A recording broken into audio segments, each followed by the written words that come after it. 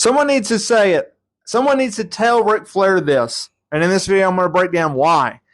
Ric Flair needs to stop talking about wrestling again because he wants to do it again. He's one of the biggest stars in wrestling history. He's one of the most successful wrestlers in wrestling history. He's a 16-time world champion. He's a 2-time WWE Hall of Famer.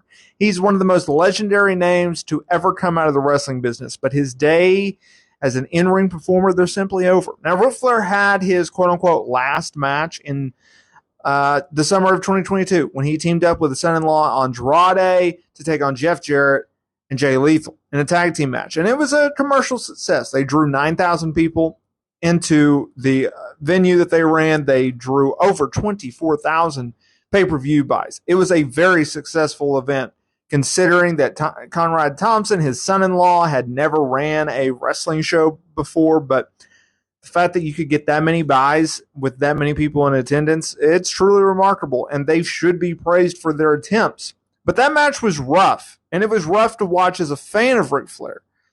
Ric Flair passed out twice during that match. Then he decided it would be a brilliant idea to fake a heart attack in there, even though he has a pacemaker in his chest after almost dying in 2017. And he has talked about and then tried to make it seem like, oh, well, I got misquoted about how he would like to wrestle again. Or he was thinking about wrestling again. Or he should have never said that he was never going to wrestle again because he wants to wrestle again, even though he's almost 80. So, fast forward, while he's on Insight with Chris Van Vliet for a new interview, he talked about how he still wants to wrestle. And this is what this man had to say. I want to wrestle again right now. Isn't it crazy? I feel like because Ricky Morton, the guy I should have chosen for my last match, would have been great. Ricky Morton is still wrestling. You know what the best thing for me about it was? I forced myself to really get into shape.